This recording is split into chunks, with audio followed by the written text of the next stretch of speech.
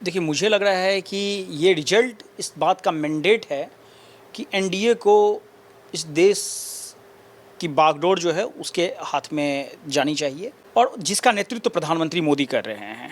और नेहरू जी के बाद ये पहले प्रधानमंत्री मोदी हैं जिनके नेतृत्व में कोई घटक दल के साथ भी तीसरी बार सरकार बनाने जा रही है और तीसरी बार वो प्रधानमंत्री पद की शपथ लेंगे।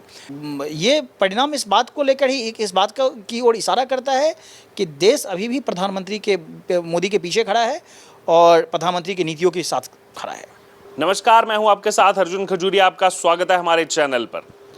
लोकसभा चुनाव 2024 के नतीजे सामने आ चुके हैं और नतीजों की अगर बात की जाए, अब जो है समीक्षा उस पर हो रही है कि किस पार्टी ने कितने जो है सीटों का कहा था, कितनी सीटें आई हैं। और इसी पर चर्चा करने के लिए हमारे साथ मौजूद हैं वरिष्ठ अधिवक्ता पीयूष पुष्कर। क्योंकि बात की जाए अगर, तो कहा जाता है कि जो एडवोकेट है उसकी हर एक केस में एक जो है पैनी नज़र रहती है। तो इनकी इस चुनाव में भी पैनी नज़र थी। लोकसभा 2024 का चुनाव, पूरी दुनिया की नज़र थी इस चुनाव पर। पीयूष जी, सबसे पहले मैं शुरुआत करना चाहूँगा, अगर हम विश्लेषण के तौर पर देखें तो जैसे एनडीए ने 400 का नारा दिया था, तो वहीं दूसरी तरफ विपक्ष भी लगातार कोई 350 और एग्जिट पोल के बाद 295, 300 इसकी लगातार बात कर रहा था। लेकिन अब जो नतीजे सामने आए हैं, क्या लग रहा है आपको? कुछ सीटें बीजेपी की कम हुई हैं, लेकिन कांग्रेस की भी कुछ सीटें बढ़ी हैं कई राज्यों में। तो आपको क्या लग रहा है, ये जो है किस ओर जो है ये रिजल्ट इशारा कर रहा है इस बार? देखिए, मुझे लग रहा है कि ये रिजल्ट इस बात का मैंडेट है कि एनडीए को इस देश की बागडोर जो है उसके हाथ में जानी चाहिए और जिसका नेतृत्व प्रधानमंत्री मोदी कर रहे हैं। क्योंकि ये चुनाव प्रधानमंत्री मोदी के चेहरे पे, प्रधानमंत्री मोदी के नीतियों पे, एनडीए की नीतियों पे, एनडीए के की जो 10 सालों का जो एक पूरा कार्य है, एक ट्रैक रिकॉर्ड है, उस पे ये चुनाव था और जनता ने उस पे मुहर लगाया है। इसीलिए आज आप देखेंगे कि शेयर मार्केट भी लगभग 1400 पॉइंट फिर दोबारा आज ऊपर उठा है। उसका कारण ये है कि एक मैसेज गया कि एक स्टेबल गवर्नमेंट ही रहने वाली है, एक स्टेबल गवर्नमेंट आएगी। जहाँ तक 400 सीटों का या फिर अलग अलग जो ये फिगर्स हैं, क्या होता है कि अब चूँकि पहले एनडीए लगभग 330-335 सीटें के करीब एनडीए जीती हुई थी, तो निश्चित रूप से जब आप युद्ध के लिए जाते हैं तो लक्ष्य बड़ा रखते हैं। जो पार्टी 335 सीटें जीती थी उसका लक्ष्य तो 400 ही रहेगा, उसका लक्ष्य 300 तो नहीं हो सकता है। तो जब 400 उसका अगर लक्ष्य है, तो 400 के लक्ष्य के साथ वो जा रही है उस चुनाव में, ठीक है। जो भी फिर उसके बाद परिणाम आपको आते हैं, आप लोकतंत्र है, आपको सहज स्वीकार करना होता है। जहाँ तक सिंगल पार्टी मेजोरिटी का सवाल है, भारतीय जनता पार्टी को सिंगल पार्टी मेजोरिटी नहीं आई है इस चुनाव में। तो अब उसको लेकर एक समीक्षा की जा सकती है कि क्यों नहीं आई है, क्या उसके कारण रहे हैं। लेकिन एनडीए को भी एक मैंडेट आना, वो भी प्रधानमंत्री मोदी के नेतृत्व में आना, इस सरकार की वापसी है। और नेहरू जी के बाद ये पहले प्रधानमंत्री मोदी हैं जिनके नेतृत्व में कोई घटक दल के साथ भी तीसरी बार सरकार बनाने जा रही है और तीसरी बार वो प्रधानमंत्री पद की शपथ लेंगे।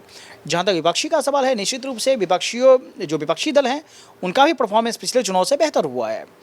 तो लगातार जब आप 10 साल तक अपोजिशन में रहते हैं, लगातार 10 साल तक अगर कोई पार्टी सरकार चलाती है, तो जनता को उससे उम्मीदें भी बढ़ जाती है। और हो सकता है फिर बहुत सारे उस उम्मीदों पे, जैसे उनको अगर लगता है कि नहीं ये और अच्छे तरीके से हो सकता है, तो स्वाभाविक रूप से फिर उनके जो उनका जो वोट के तौर पे जो फाइनल जो रिजल्ट आते हैं उसमें भी वो परिलक्षित होने लगता है। तो मुझे लगता है कि इसलिए विपक्ष को कुछ ज़्यादा सीटें आई हैं और एनडीए के लेकिन आप अगर देखें तो एनडीए को जो घटक दल के साथ अगर है, वो बहुत सीटें नहीं घटी है, 30-35 सीटें ही लगभग घटी है। तो ये परिणाम इस बात को लेकर ही इस बात का की ओर इशारा करता है कि देश अभी भी प्रधानमंत्री के मोदी के पीछे खड़ा है और प्रधानमंत्री की नीतियों के साथ खड़ा है। जैसे बार बार अगर हम बात कर रहे हैं, सबसे ज़्यादा चर्चा हो रही है कि उत्तर प्रदेश में सीटें कम हो गई, मध्य प्रदेश में जो महाराष्ट्र में सीटें कम हो गई, बंगाल में सीटें कम हो गई। और दूसरी तरफ एक फिगर ये भी है कि आंध्र प्रदेश में, केरल में पहली बार खाता खुला है। और उड़ीसा की बात करें तो वहाँ तो स्टेट में भी गवर्नमेंट बना ली और इसमें भी जो है नंबर बढ़ा है, हालांकि नंबर कम बढ़ा है। तो क्या लग रहा है आपको दोनों साइड का? नहीं, उड़ीसा में हम लोकसभा में भी एक सीट छोड़कर सारी सीटें जीते हैं और विधानसभा में भी हमारी ज़बरदस्त मैंडेट के साथ सरकार आई है। उसके अलावा अगर आप देखें मध्य प्रदेश में हम पिछले बार एक सीट हारे थे, इस बार हमने मध्य प्रदेश में सारी की सारी 40 साल का कमलनाथ का गढ़ गढ़ खत्म हो गया है। दिग्विजय सिंह चुनाव 10 साल के बाद लड़ने के लिए, 15 साल के बाद लड़ने के लिए जा रहे थे, वो चुनाव हार चुके हैं। बड़े बड़े जीतू पटवारी वहाँ पर प्रदेश अध्यक्ष वहाँ है, वो चुनाव नहीं जीत पाए। जितने बड़े नेता थे वो सब वहाँ पर चारों खाने चित हुए हैं। साउथ में आप परफॉर्मेंस देखिए, आंध्रा में हम जीते हैं, तेलंगाना में परफॉर्मेंस कितना ज़बरदस्त हुआ है, केरला में पहली बार हम चुन के आए हैं, तमिलनाडु में वोट परसेंटेज बढ़ा है, तो वो सारा, और कर्नाटका में ऑफ कोर्स हम चुनाव जीते ही हैं। तो निश्चित रूप से ये पूरा का पूरा जो, मतलब अब एक सही मायने में अगर कहें तो भारतीय जनता पार्टी या collective NDA pan India party के तौर पे पहली बार, जिसका हर राज्य में प्रेजेंस अब है। अगर तमिलनाडु में अगर आप सीट को अगर बस उसको अगर छोड़ दें तो हर राज्य में अब भारतीय जनता पार्टी अपनी प्रेजेंस रख रही है, पहली बार पैन इंडिया पार्टी के तौर पे इस्टेब्लिश हो गई है। तो ये निश्चित रूप से एक चुनाव का एक मैसेज है, एक मैंडेट है। बीजेडी का कोई सोच नहीं सकता था कि उसका किला कभी ढहेगा, लेकिन बीजेडी को आप देखिए आप कि लोकसभा में वहाँ पर सारी सीटें भारतीय जनता पार्टी और एक सीटें कांग्रेस जीती है। बीजेडी की एक भी सीटें लोकसभा में नहीं आई है। पांडियन फैक्टर काम। हाँ, और जो विधानसभा में जो है, विधानसभा में भी भारतीय जनता पार्टी सरकार बना रही है। बिहार को लेकर, बिहार में गठबंधन के साथ हम चुनाव लड़ने के लिए गए थे, वहाँ पर बहुत अच्छा परफॉर्म गठबंधन ने किया है। फिर अगर बिहार के बाद अगर उत्तर प्रदेश को अगर देखें तो देखिए क्या है, प्रधानमंत्री के चेहरे पे चुनाव लड़ा गया है। प्रधानमंत्री ने अथक प्रयास किया है, मतलब 2019 में जितनी रैली नहीं की उससे ज़्यादा रैली 2024 में उन्होंने की है। उन्होंने लगातार 10 साल तक बिना थके काम किया है। लेकिन क्या है कि जब जनता वोट करती है तो फिर जनता, बहुत समय ऐसा होता है कि जो प्रधानमंत्री के फेस को ना देखे, कैंडिडेट के फेस को देखने लगती है। कुछ जगह ऐसा था कि कैंडिडेट के अगेंस्ट में ज़्यादा एंटी इनकम्बेंसी आ गई थी, तो वहाँ पर मुझे लग रहा है कि कैंडिडेट और पार्टी इस स्तर पर समीक्षा जरूर करेगी कि वहाँ पर जिस कैंडिडेट को टिकट दिया गया था, वास्तव में क्या वो कैंडिडेट जो थे वो टिकट पाने के काबिल थे या नहीं थे।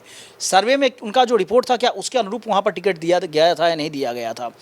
उन नेताओं का ट्रैक रिकॉर्ड क्या रहा है, उन नेताओं ने क्या पब्लिक में क्या अपने बयान दिए हुए हैं, क्योंकि जो कुछ अलग ग्रुप की जो नाराज़गी थी वो किस कारण से आई थी। वहाँ पर कुछ नेता खुद को स्वयंभू नेता मानने लगते हैं। पूरे, चाहे वो 2019 का चुनाव हो, चाहे वो 2014 का चुनाव हो, कोई एक नेता ऐसा नहीं था जिसने प्रधानमंत्री मोदी के नाम पे ना चुनाव लड़ा हो ना जीता हो। सब प्रधानमंत्री मोदी के नाम पे चुनाव जीत रहे थे, लेकिन उनको शायद अंदर से ये दम्भ हो गया था कि वो अपने दम पे चुनाव जीत रहे हैं, और इसलिए कुछ भी अनाप शनाप वो बयान दे रहे थे। प्रधानमंत्री के बार बार इस चीज़ के कहने के बावजूद भी कि आप ऐसे बयान नहीं दीजिए, आपको क्षेत्र में जाना चाहिए, आप सिर्फ प्रधानमंत्री मोदी के नाम पे आप चुनाव लड़ने के लिए नहीं जा सकते हैं, उसके लिए आपको मेहनत करना पड़ेगा, और आप क्षेत्र में मेहनत करने के लिए जाके और वहाँ पर जनता के बीच में जुड़िए, जनता की समस्याओं को सुनिए, उसका समाधान कीजिए, और उससे फाइनल एक जो पॉजिटिव आउटकम है वो आने वाला है। लेकिन अब वहाँ पर कितना इन लोगों ने कार्य किया, कितना ये क्षेत्र में गए, वो उसकी अब समीक्षा की जाएगी, क्योंकि वहाँ पर अपेक्षित परिणाम नहीं आए हैं। तो निश्चित रूप से वो उसका एक समीक्षा होगा। और साथ ही साथ जो एक कास्ट इक्वेशन वहाँ पर यूपी में इस बार जो हुआ है, तो मुझे लग रहा है कि अगर जहाँ तक पॉलिटिकल समीक्षक जो है कास्ट इक्वेशन की बात कर रहे हैं, तो सेम यही कास्ट इक्वेशन इससे पहले 2014-2019 के चुनाव में भी था। तो इसीलिए वो अलग से कोई नया कास्ट वहाँ पर नहीं आ गया है, अलग से कोई नया रिलीजियस कॉम्बिनेशन वहाँ पर नहीं बना है। इनफैक्ट एक ज़्यादा काम हुआ है, एक मुख्यमंत्री योगी के तौर पे एक नया चेहरा था जिसका कि अब एक 5 साल का ट्रैक रिकॉर्ड है। तो निश्चित रूप से वहाँ पर जो भी परिणाम आए हैं वो एक समीक्षा का विषय है, और मुझे उसमें लगता है कि जो सबसे ज़्यादा जो सोचने का जो चिंतनीय बात जो है वो है कैंडिडेट जो चुनाव लड़े हैं, उस कैंडिडेट का अपना क्या, मतलब उसका अपना पोजीशन क्या था। एक आखिरी छोटा सा कमेंट, एक ये भी मुद्दा बनाया जा रहा है कि जो अग्निवीर आया उसको लेकर कहा जा रहा है कि इसीलिए जो है यूपी में सीटें कम हुई, राजस्थान में सीटें कम हुई, लेकिन अग्निवीर का सबसे ज़्यादा जो उस समय प्रोटेस्ट हुआ था वो बिहार में देखने को मिला था। उत्तराखंड और हिमाचल प्रदेश से बहुत सारे जो है हमारे सेना के जवान आते हैं। लेकिन हम बात करें अगर उत्तराखंड, वहाँ पर बीजेपी क्लीन स्वीप कर रही है, हिमाचल में क्लीन स्वीप कर रही है, और बिहार में भी परफॉर्मेंस देखें तो वो परफॉर्मेंस को कंटिन्यू किया है एनडीए ने। क्या विपक्ष ने अनर्गल प्रलाप इस चुनाव में पूरे किए थे, जिसमें कि अग्निवीर से लेके संविधान बदलने को लेकर, रिजर्वेशन खत्म करने को लेकर कुछ भी अनाप शनाप इन लोगों ने भी बयान दिया था। अग्निवीर का जहाँ तक सवाल है, निश्चित रूप से आपने सही कहा है कि जो हिमाचल और उत्तराखंड से अगर आप प्रोपोर्शनली अगर देखें जो उनका पॉपुलेशन है और उसके हिसाब से वहाँ के जो बच्चे जो आर्मी में जाते हैं उसका नंबर काफ़ी ज़्यादा है। इसके बावजूद भी वहाँ पर भाजपा पूरी की पूरी सीटें जीती है। बिहार में भी परफॉर्मेंस इतना अच्छा रहा है। तो इसलिए ये कह देना कि अग्निवीर आई इस कारण से उसका चुनाव पे इम्पैक्ट पड़ गया, मुझे नहीं लगता है इसका कहीं से भी इसका कोई संबंध है।